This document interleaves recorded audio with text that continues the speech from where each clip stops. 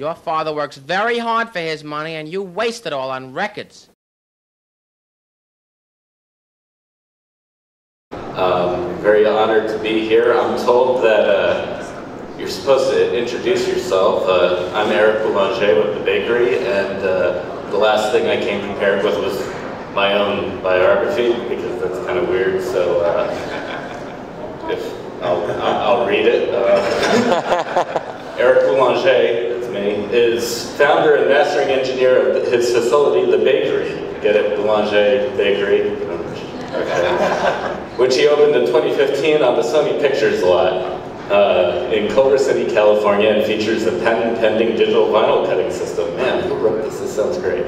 Anyway, I'll cut to the chase. Our recent projects were Green Day, Hoziers, Lena Gomez, Colby Calais, keeps going. The vinyl I'm proud of is we just did recently the Diana Krall record, Turn Up the Quiet, a recent Star Trek re-release of the original motion picture, and yeah.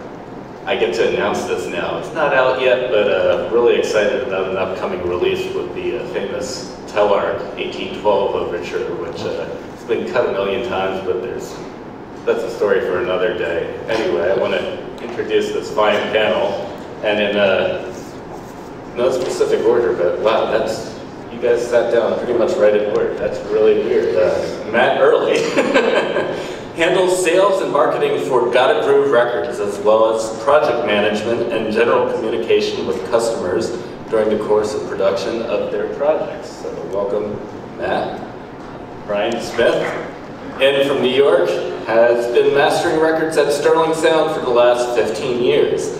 He learned the art of vinyl mastering from the late, great George Marino.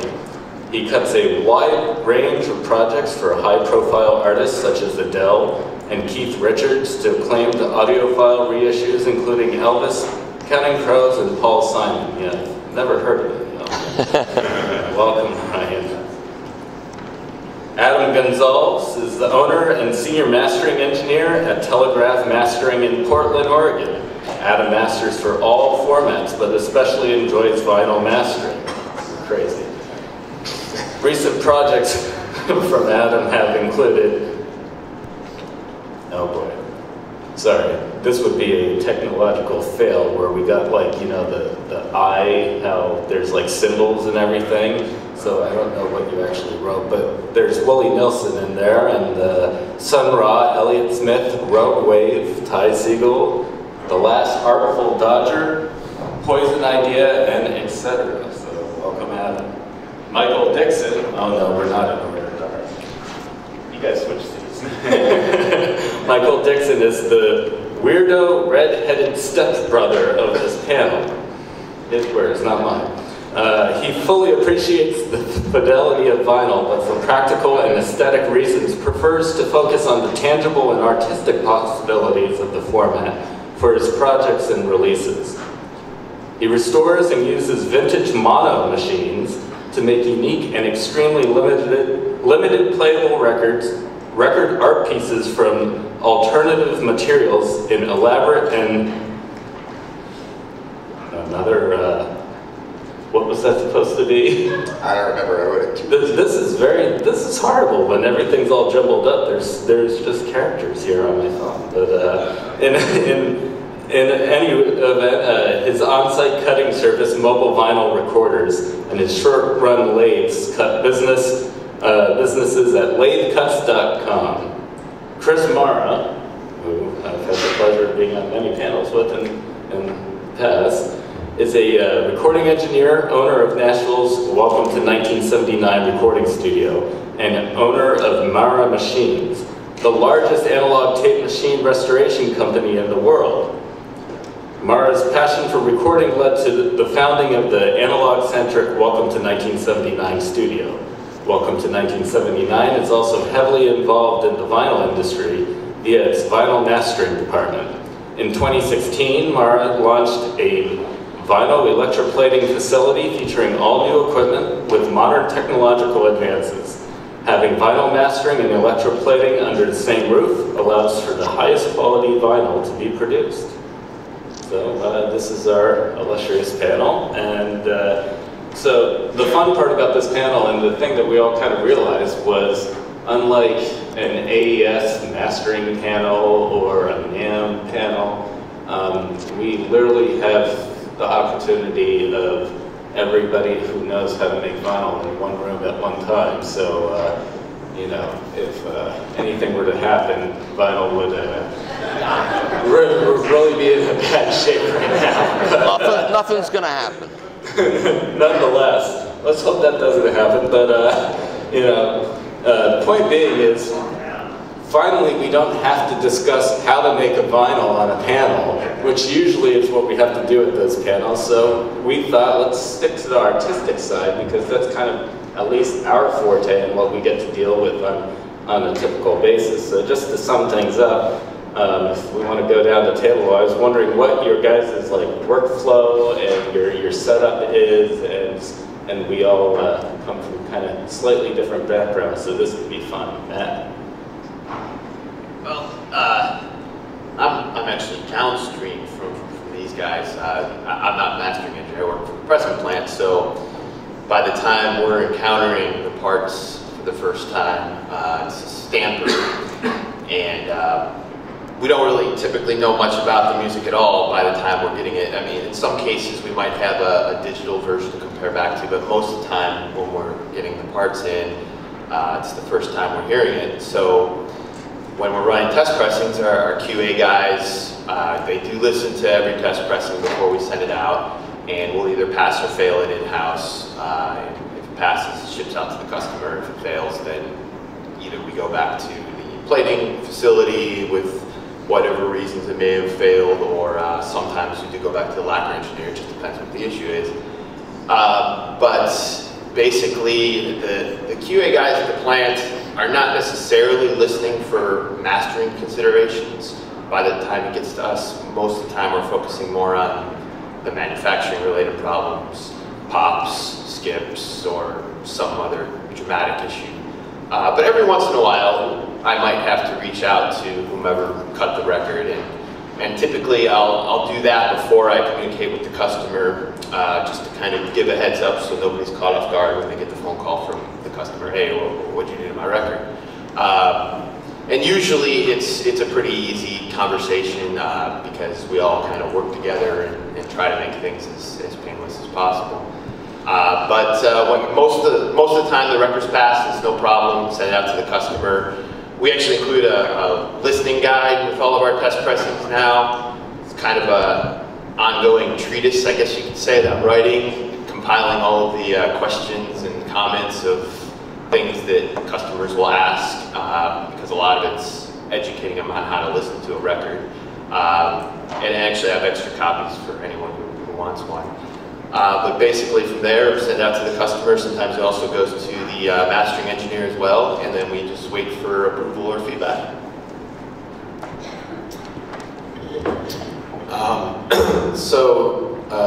On the panel I was on yesterday, I talked a lot about reissue work, but I guess today I should probably talk about mastering for new releases, because this is a little bit different. So usually when it's stuff that I'm mastering, now we're thinking about two formats at once, because everyone's still going to do a digital release. But for me, the really important thing when I'm mastering is to have both a digital release and a vinyl release in the back of my mind as I'm making my decisions to do the mastering. And I usually tailor, like, basically a separate treatment, separate process for what's going to eventually go to vinyl. I'm a little bit. What am I supposed to be addressing here exactly? I was also going to, you know, what you're working on. And by the way, we've got a whole bunch of photos in the PowerPoint. If you want to give that a roll, it's everybody it's rolling in the background. But as people start talking about their setups, you'll get to see that what people are working on. So, the next step is just to work with the artist to agree on what the record is supposed to sound like, and then I'm going to try to figure out a way to make the digital and the vinyl relate to each other, but also have them sound both sound good in their own right, and you know, with vinyl that can be tricky sometimes because people have certain expectations with digital that won't translate well to vinyl. So I'm trying to figure out ways to tailor the vinyl mastering so that it's going to play back properly off a record and still have that same impact that they, you know, the same feel that they had with their mixes in the original, the digital mastering, but it's going to have that. But it's going to play back, you know, better off of LP. As far as my setup, I cut on a Neumann VMS 80. I've got a custom mastering transfer console. Thanks. My workflow is like Ryan's. That's my room there. Kind of looks like that. Yeah, it looks like that. I cut on a VMS 70, not a VMS 80. But there's sort of two separate workflows. There's the soup to nuts workflow that Ryan was talking about, where you're mastering the whole project, you're preparing a set of digital deliverables and working for vinyl, and you do, if you're doing it responsibly, you should prepare two different sets of masters that are playing to the strengths of both formats and working around some of the challenges of both formats. But then there's another workflow where you're not doing the soup to nuts mastering, someone's just having you cut their record. And I do a fair amount of that, just sort of purely vinyl mastering. And in those cases, the challenge is when someone else has prepared the digital masters and maybe wasn't thinking about the vinyl portion of it, preparing it properly and responsibly for vinyl so that playback will be good, but not changing the master in a way that's going to change the artistic intent of the music, and that requires a little bit of a different workflow. But yeah, so you get session intake. The client comes to you, work through the record, prepare the masters, give the digital deliverables. If they sign off on everything, then you move on to the vinyl portion. If there's any question about anything with the record, or the client seems nervous, you cut them a ref, which is a reference acetate. They give the thumbs up on the ref, the lacquers go out, and that's usually the end of it, unless the client has questions about test press or is not confident in their vinyl playback setup and doesn't know anybody with a good setup. And in those cases, the last service you'll provide is just reviewing the test press for them and giving your feedback on that. My workflow is pretty interesting. I've got a 12,500 square foot playground. I'm typically mixing or tracking bands, and I get up and I walk around and take breaks and check on our vinyl mastering suite. Looks like that.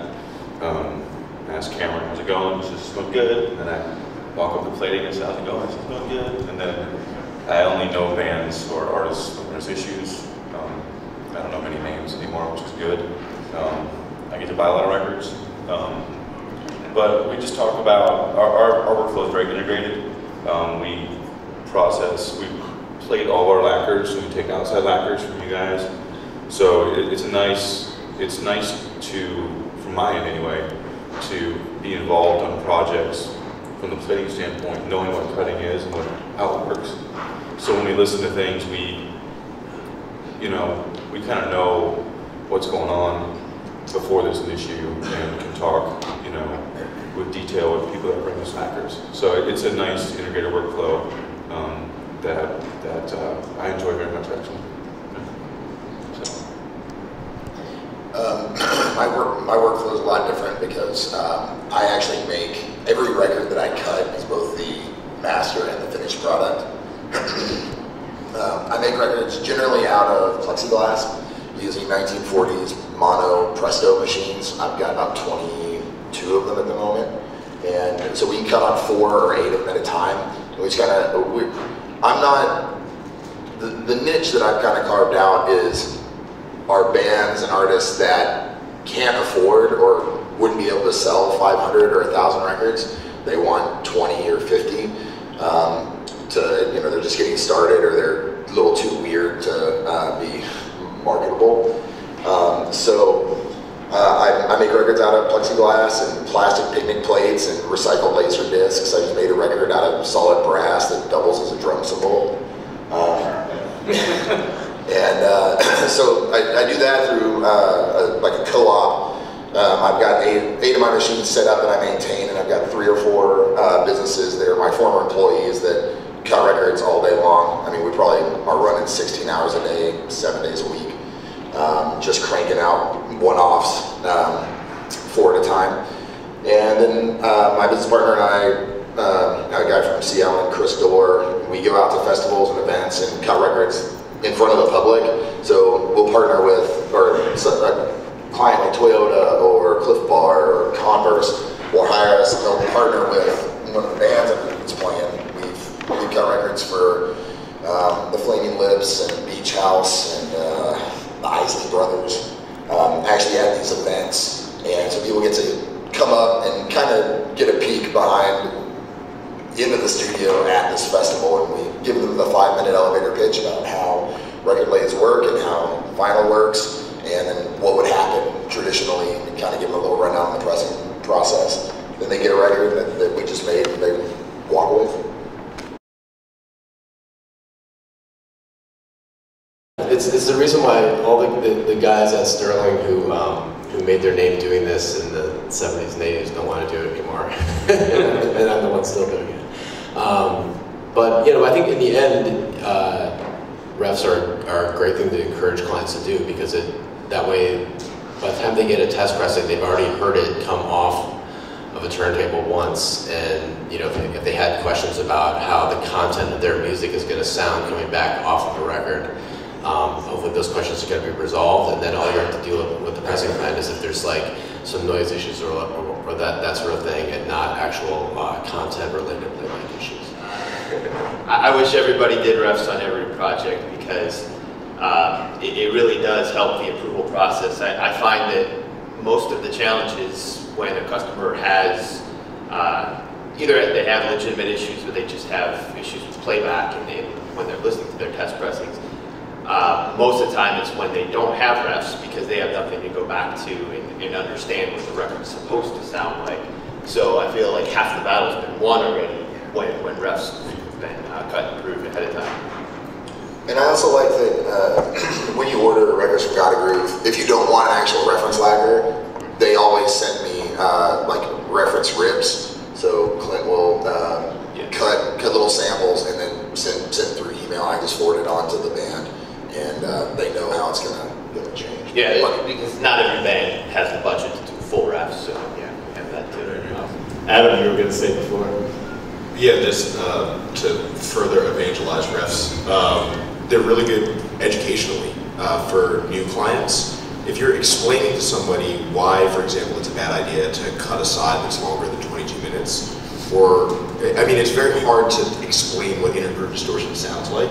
So it's like, well, here, let me cut you a ref, and if you're okay with how sort of dismal this gets, then cool, let's just roll with it. But if you're as, you know, unenthused about how the last song on the longest side sounds as I am, then let's work with a sequence, or, you know, let's leave that one off, or, you know, do a double. What do they say? Talking about music is like dancing about architecture. Like it's easier to give people a concrete example of some of the limitations and what the sonic consequences are. Well, we just narrowed down the artist relationship, which is always the fun part, but Matt, I'll start with you. What about the record labels? And this can go for new artists and catalog as well. I feel like, you know, a lot of the pressure that gets put on literally all of us is from the business end, and the urgency, you know, everything, you know, every time my phone rings, it's due yesterday, so this is very common, and I feel like there's a lot of expectations in vinyl that just are unrealistic, and you know, part of what's great about this forum too is us being able to figure out how to work together to accomplish that and keep customers happy. But let's talk about record labels. Well, yeah, I mean, a lot of times the release date's been set, or some publicity's already been put out before the record's even been cut, and those are always the most difficult situations, because, you know, there's only so many things you can do to rush a project, and even when you do those things, there's always that possibility that something can go wrong. And of course, it's always those projects that something goes wrong. So So, you know, tempering expectations, I feel, is probably one of the most important things that all of us do from the very get-go, from the mastering engineer to whoever the pressing plant contact is, you know, tempering the expectations of, you know, we'll do everything within our power to try and make this unrealistic date work for you, but at the end of the day, we're all under similar constraints, so, you know, the kind of shit happens sort of way of saying, you know, I'm sorry, you know, but I can't guarantee this date. I'll do everything else except for guarantee it. But I think most of the time, you know, if those conversations have been had before anything has been publicized in terms of release dates, it makes all of our jobs easier. And I think you guys probably have similar conversations when it comes up with when you're dealing with labels instead of artists. That, hey, you know, here's the realities of the situation. Well, unfortunately, we got to wrap this up to make way for the next panel. But thank you, all of you, and thank you, everyone.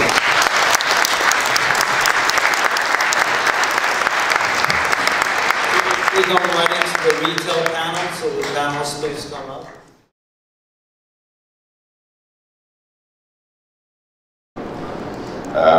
So one of the first questions was, what do you buy in our store? 65% of the response was vinyl. 21% was CDs. What's your age was the next question. We had 18 to 24 was 14%, 25 to 34 was 27%, 35 to 44 was 28%, and then 45 to 54 was 18%. So basically, in the 18 to 44 bracket, we had 69%. Youth is back in the record store. Education, 89% at least had some college. Income, 49% made less than 50,000, 51 made more than that.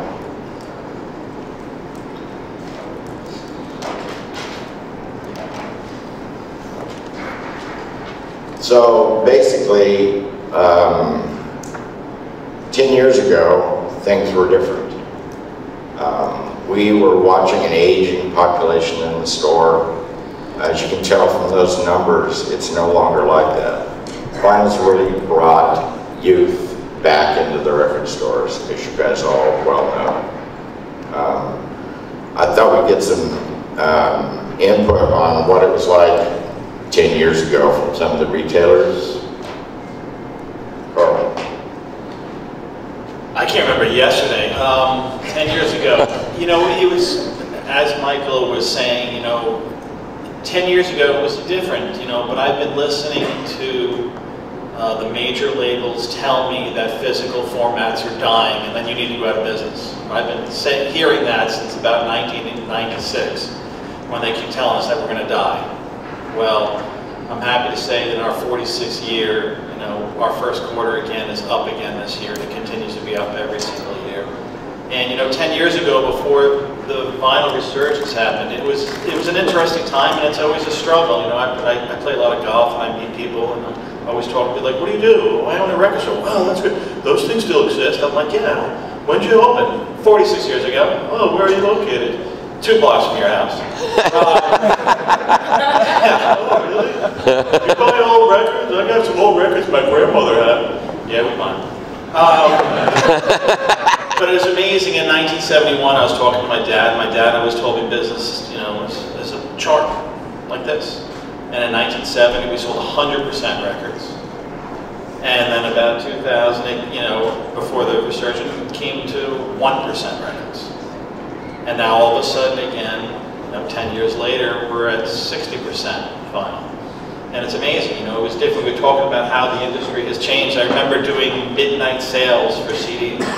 I remember doing a Guns N' Roses Use Your Illusion midnight sale, and we ordered 1,000 copies of Volume 1 and 1,000 copies of Volume 2. And we opened up at midnight, and before we opened at 10 o'clock, we were out of everything. And had to go run to ASK or Top Line or somebody in the morning going, "We need more."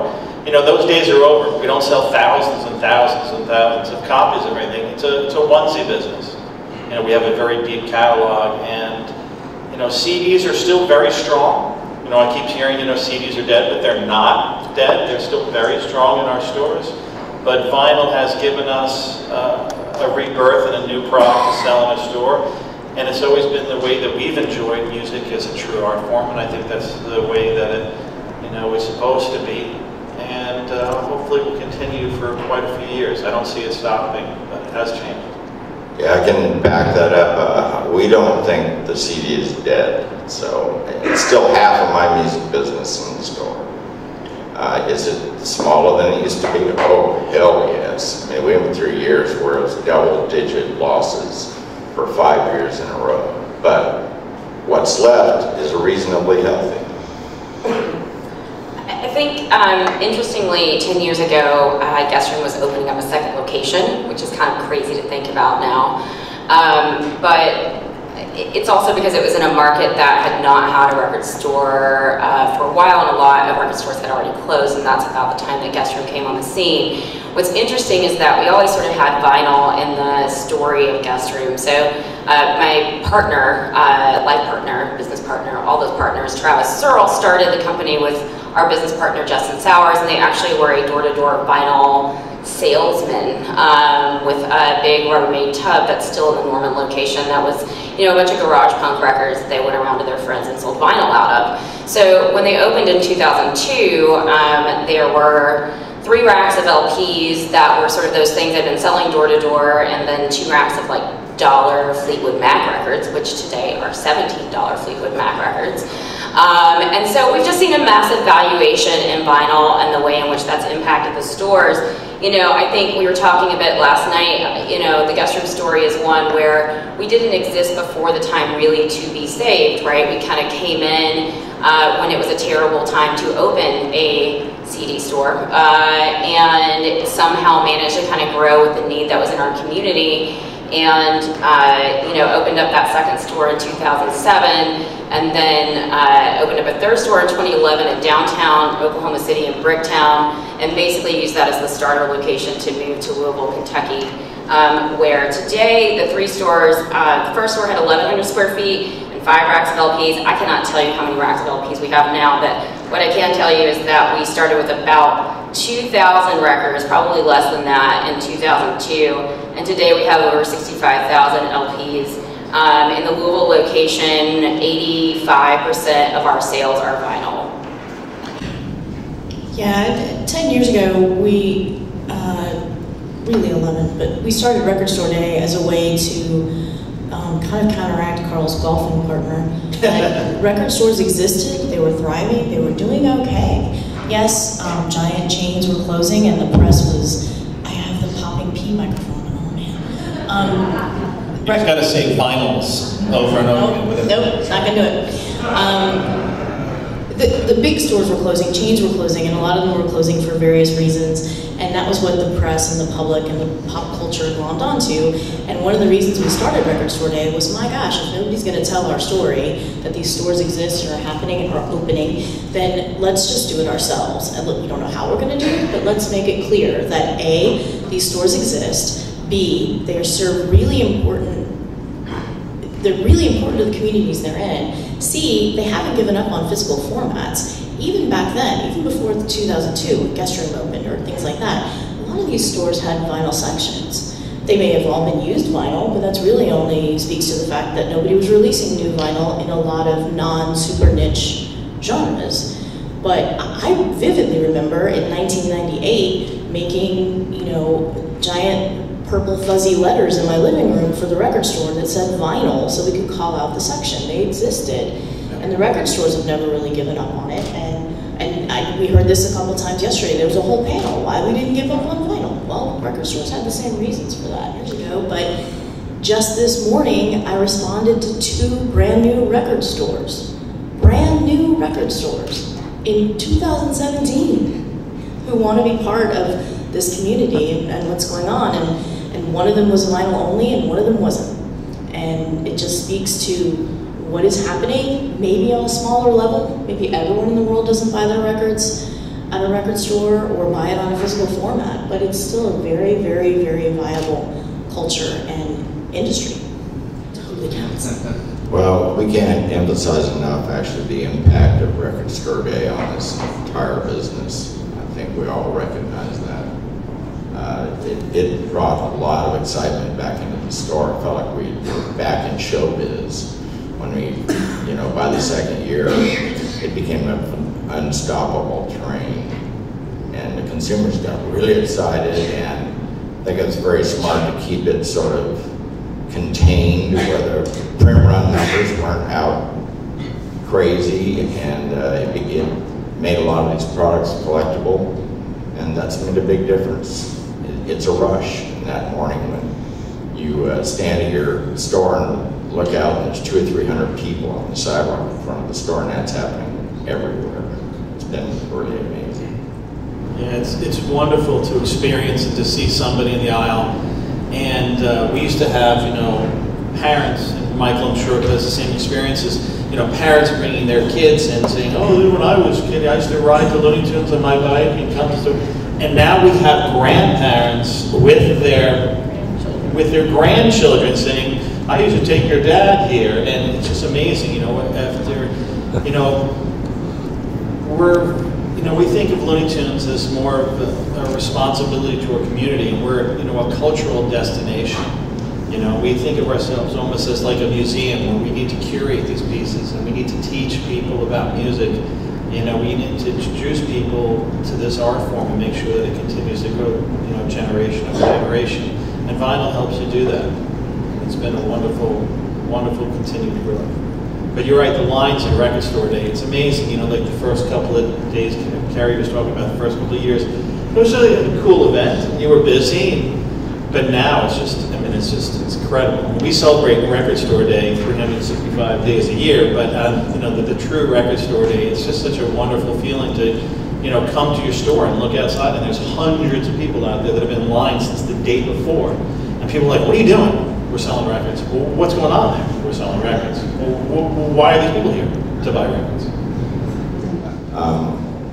The other thing is used product sales. I know no one here probably wants to talk about used product much, except for Chad. It's like a gateway drug. It's these kids that have $4 and come into the store and they can buy a piece of vinyl that there's no way they could afford $24 for the reissue.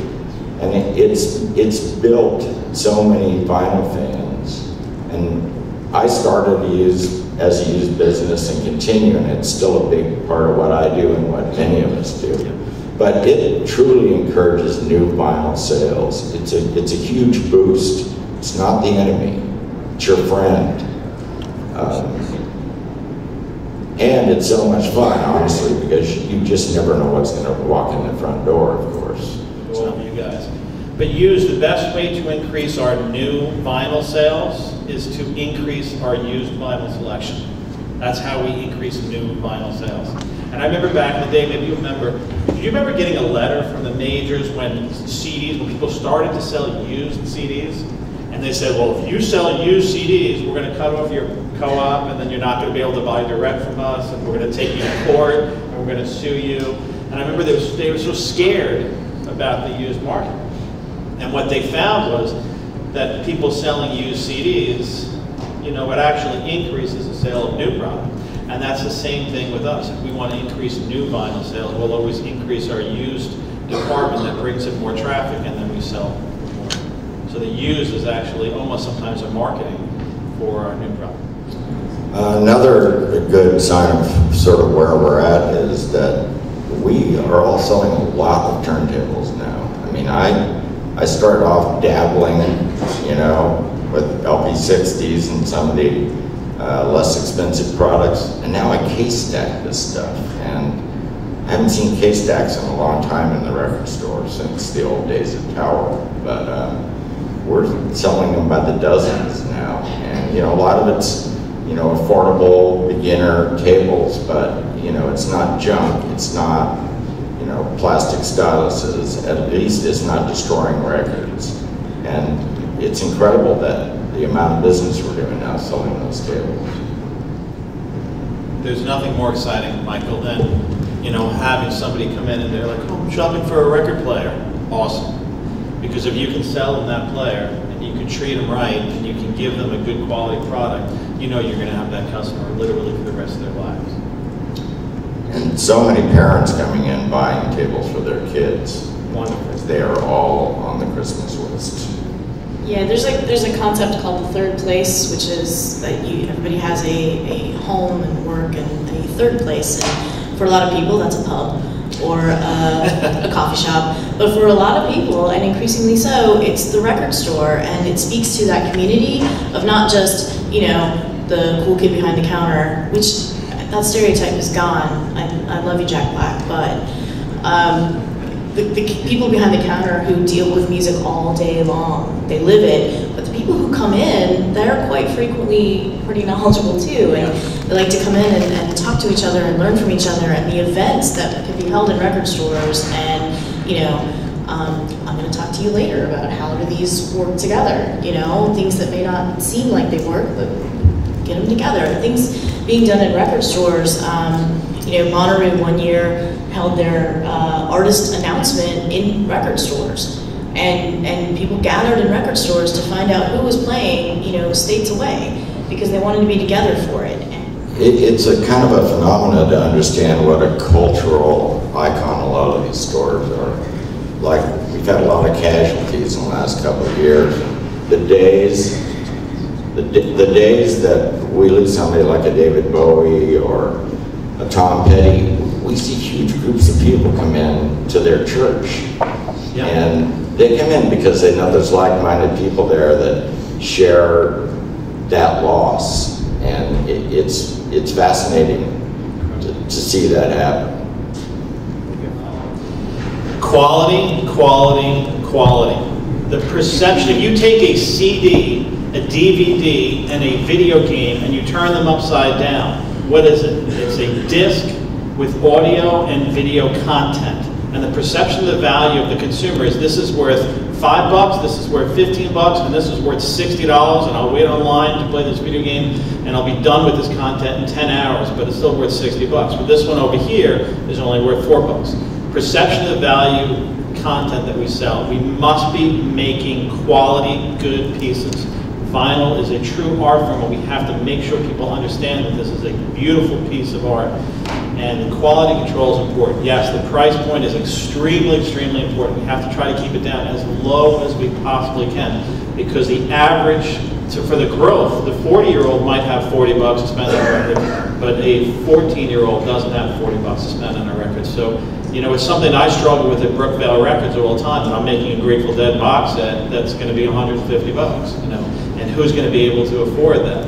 So it's difficult, but quality of the piece I cannot emphasize enough. And 97 colors is not necessary.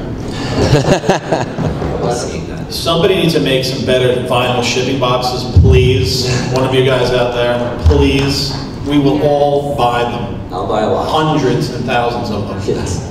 Yeah, there is nothing devastating. I mean, with Thinkendi, we ship a lot of records, and there's nothing more upsetting to me when we get in pallets of records that you guys have put lots of time and work and effort into, and then it's like a box is smashed and they're big corners, and it's like, this is ruined. It's like, it makes me want to cry. So, yeah, that's... And it's on the wholesale level that all this damage is happening.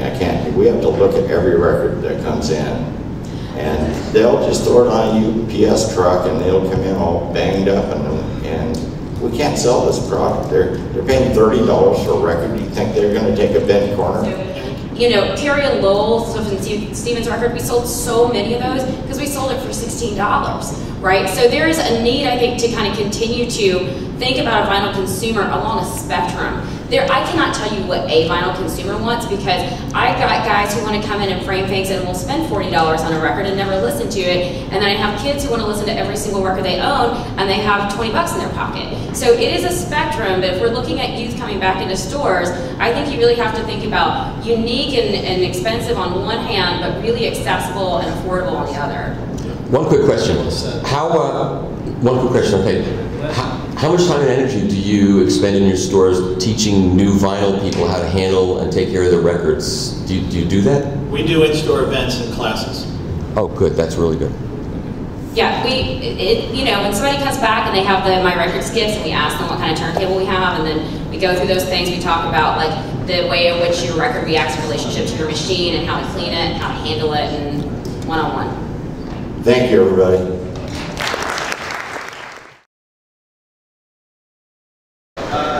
Okay, we're talking to Darlene Orosky, who is opening a record pressing plant. Yes. In what town? Charleston, West Virginia. And why are you doing it there?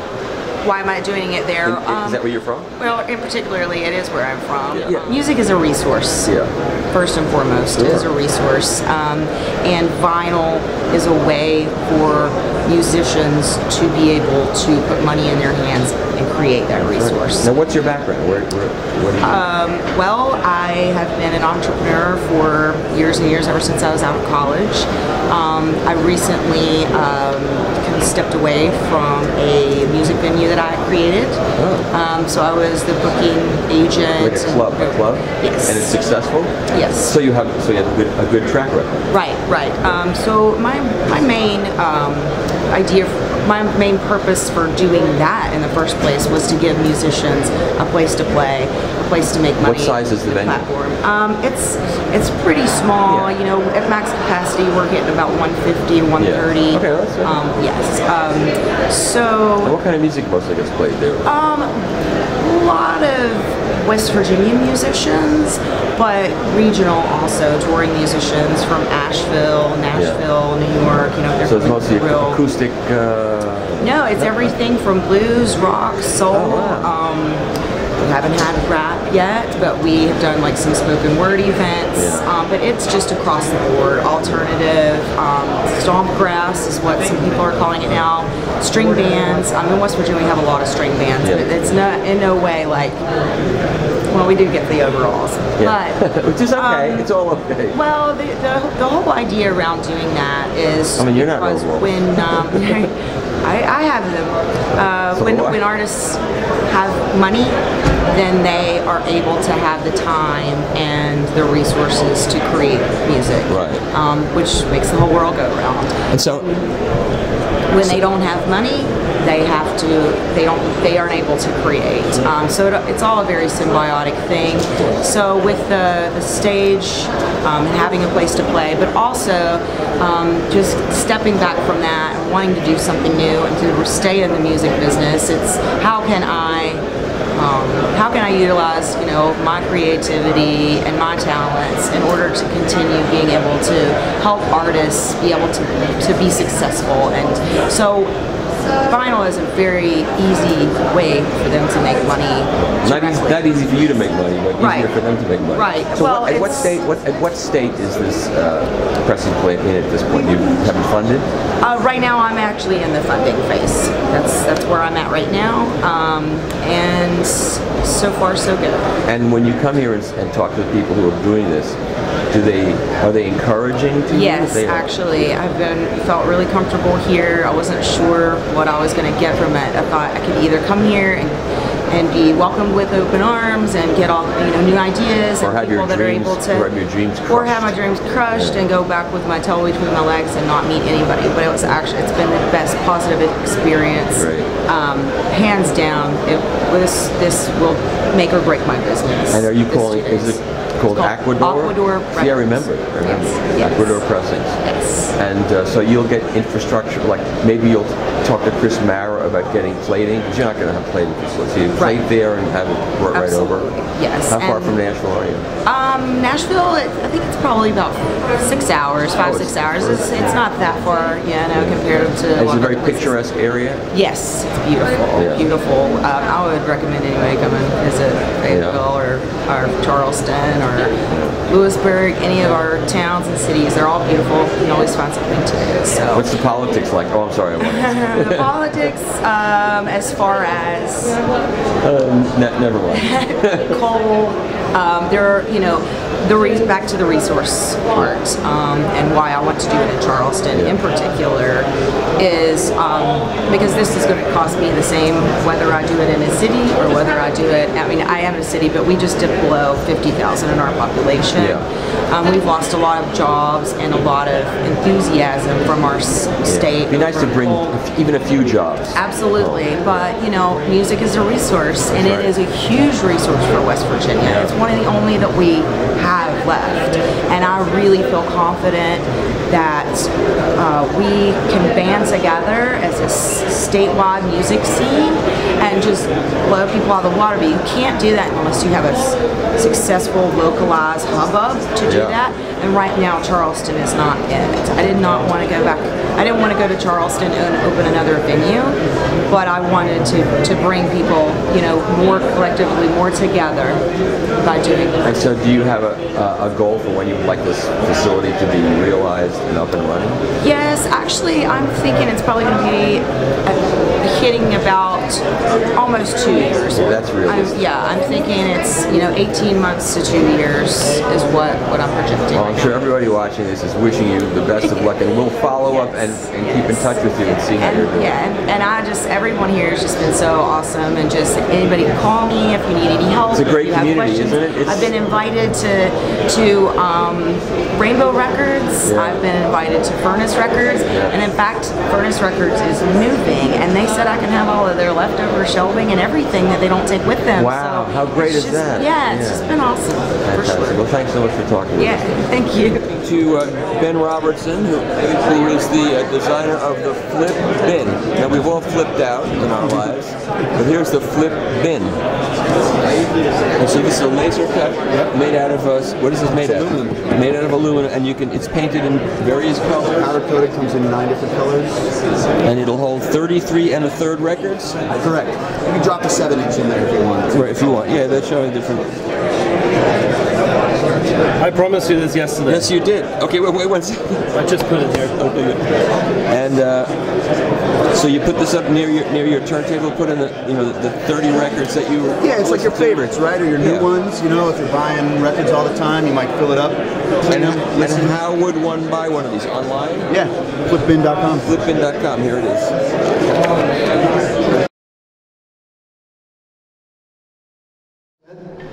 With Discogs.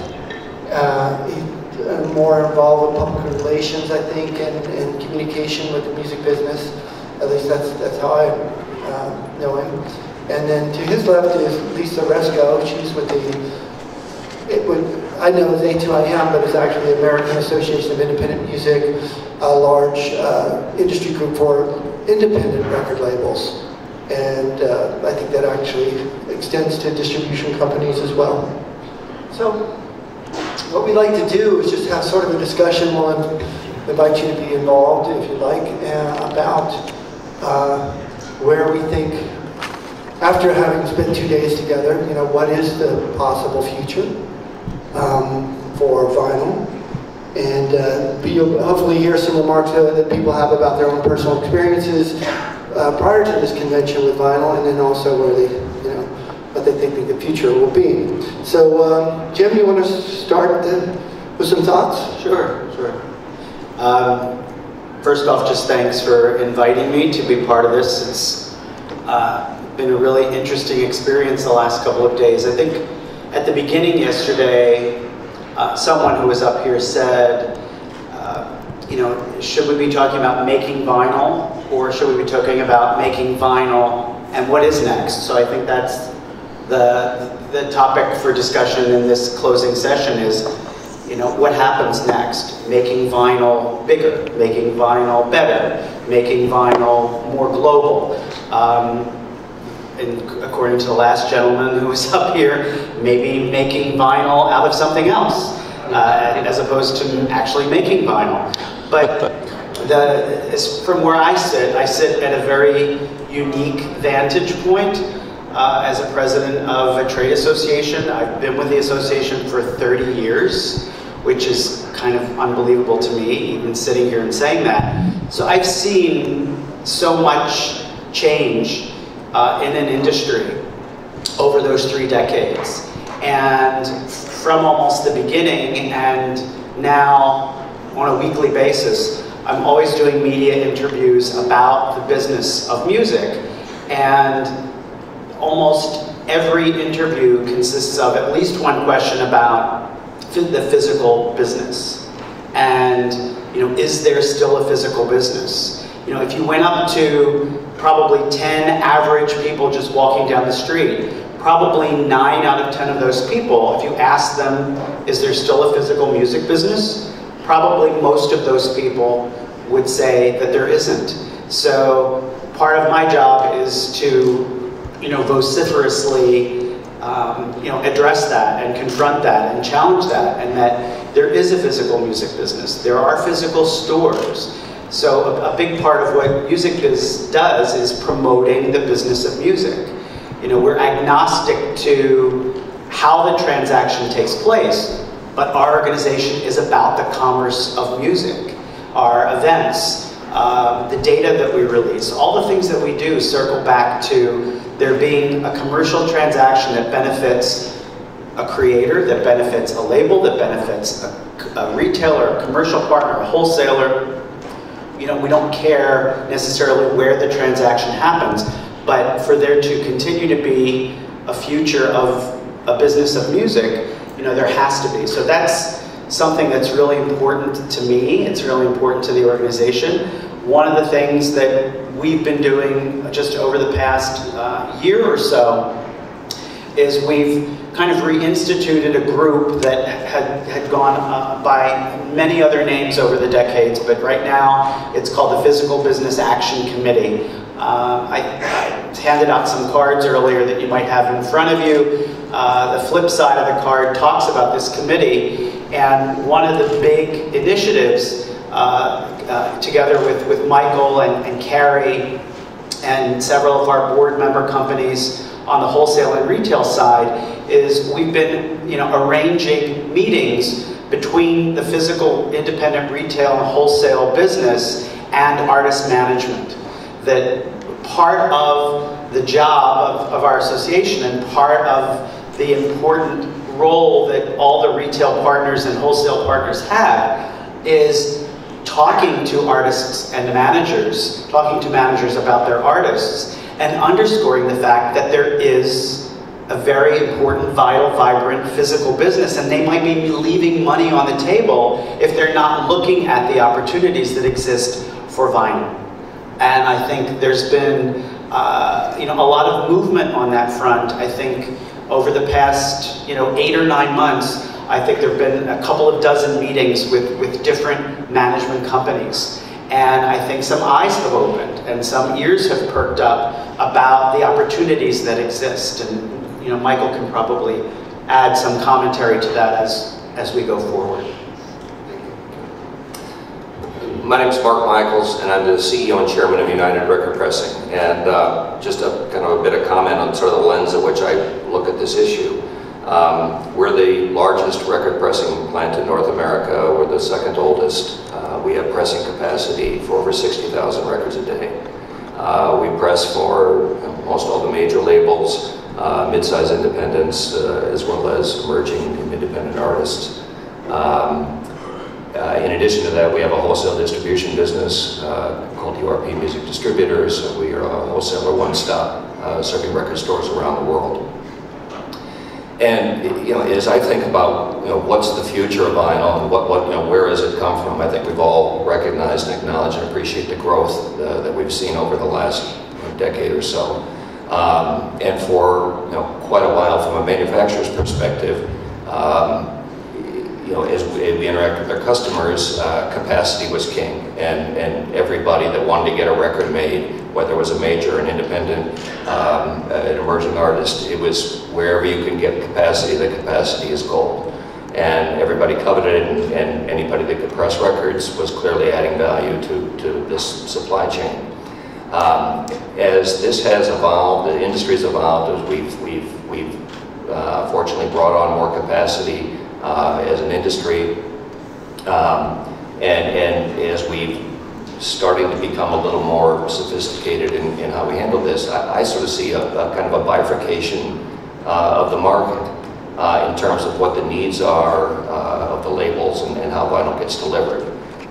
If I look at what the major labels are expecting and what we're trying to deliver, they're looking for the ability to bring large capacity to a situation very quickly, to be able to deliver 80, 100,000 records in a very rapid time frame, reduced lead times, ideally to the point where you're kind of day and date with digital and CD releases. So including, along with the capacity, the need for the security and the ability to handle the content and manage a more high-touch process with the kind of time frame that people are used to with a digital world. They're looking for vendors that can provide visibility to the process, can see where jobs are, to see where things are workable, where they're not, and understand that process and to be able to manage their expectations and their timing. They're looking for reporting with ERP systems that have visibility so that vendors are accountable, and they're looking for service level agreements that are going to kind of hold your feet to the fire to be able to deliver in something that's commensurate with what they've become used to in a digital or optical world. The other side of that is clearly, and a big driver to vinyl in general, are independent emerging artists, and they're looking for kind of more flexibility, more support through the process, which may be a new process for them, and the ability to get access to capacity where they're not always having to take a backseat to a major label. And a 100,000 unit order that keeps pushing their unit aside. So it's you know, the challenges for a manufacturer are to be able to be responsive to the needs of both of those segments of the market and deliver capacity and quality and information and transparency that makes you a good partner to both. That was a lot of things. I'm Jeffrey Smith, I'm with Discogs. I'm going to look at this from a different angle, and maybe not even from a Discogs angle. Vinyl has become, and still becoming, a thread within the lifestyle culture. It's moving in and being, you know, I think we heard Jack talk about the television commercials yesterday during the keynote.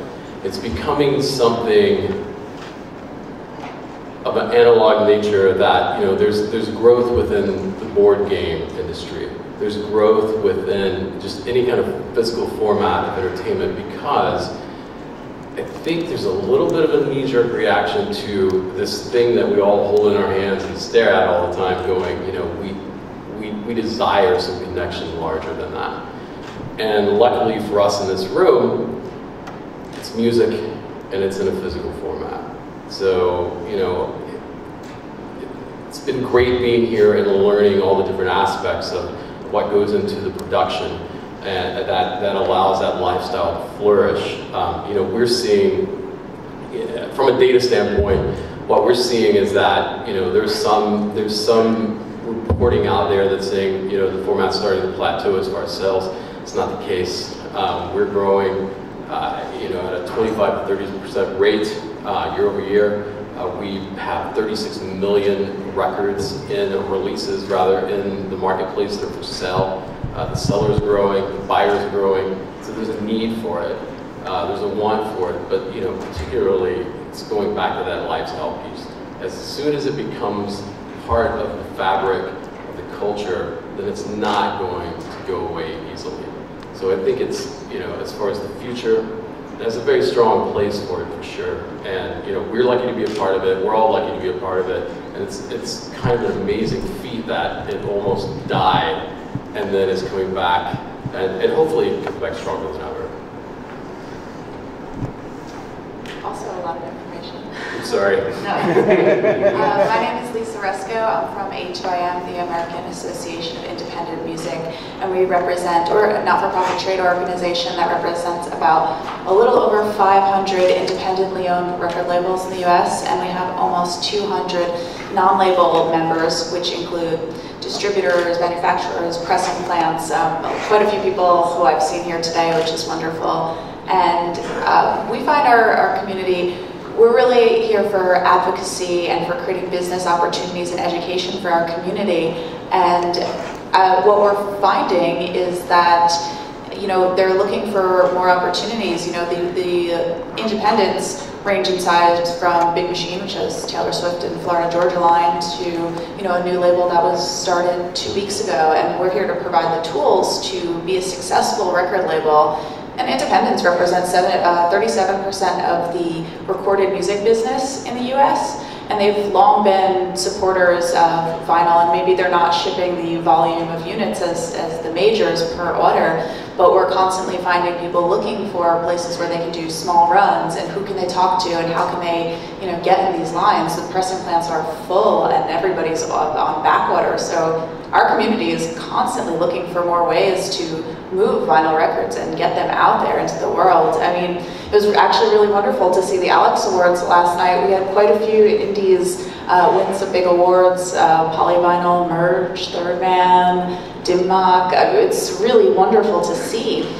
And the indies, while, you know, we've seen this about 30% year-over-year boom, the indies who have been consistently in the vinyl game are still seeing a 9% year-over-year growth, and are over 34% of recorded or vinyl sales, which if everybody reports even more, including the punk guys selling out of their basements, you know, maybe that number would increase. But it's a community that absolutely supports vinyl, and, you know, we're so happy to be here and be able to, you know, learn more and hopefully help out our community.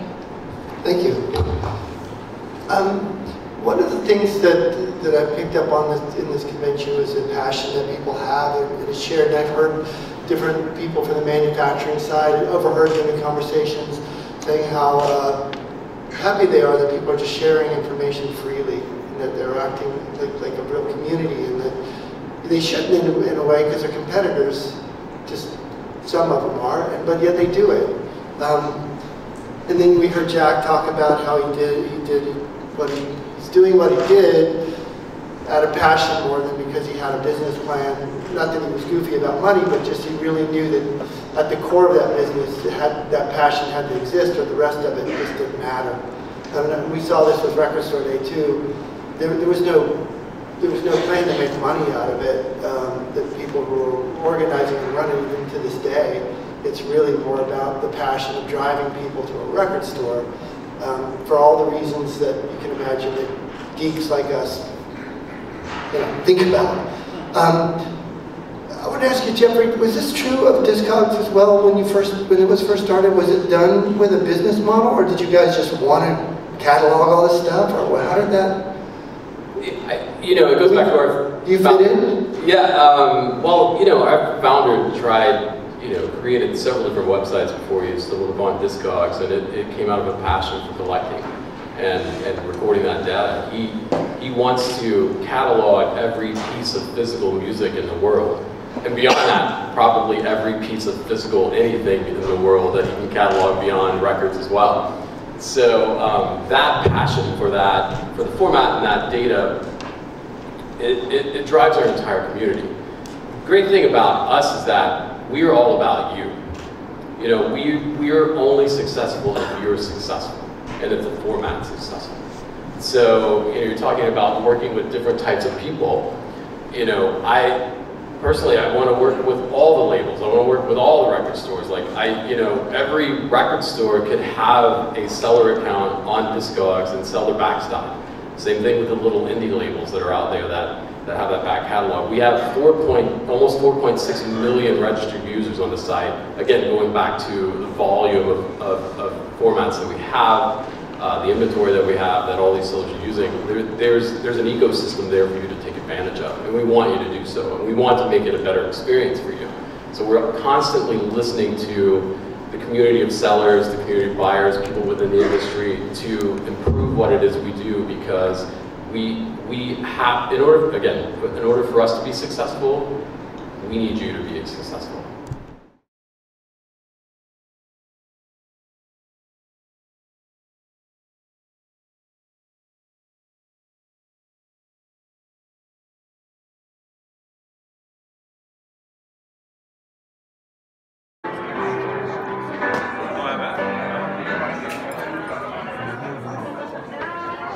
You have to have one of these setups outside your pressing plant. We have room. Yeah, that's great. We do have room.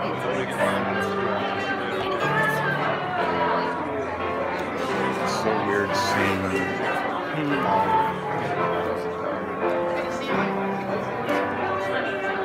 Pretty impressive. Yeah, it's pretty good.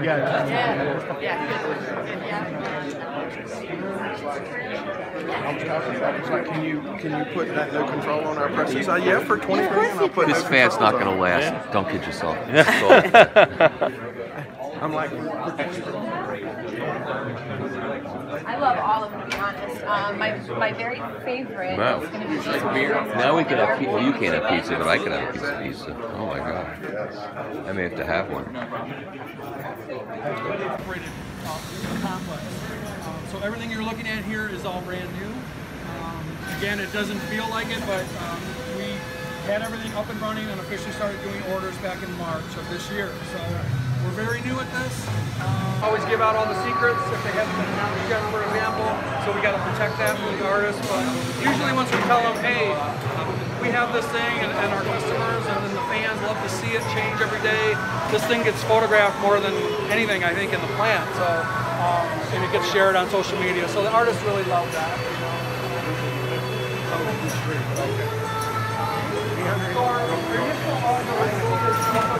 As well as Jack was nice enough to put in a nice audio system for us to, because everybody has their own record collection.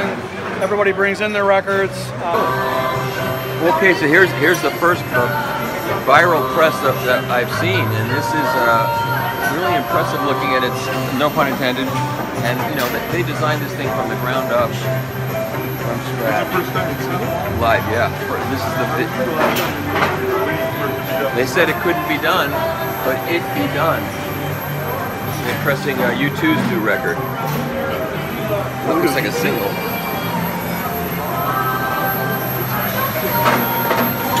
U2, the band. Is it a new release or what? Yeah.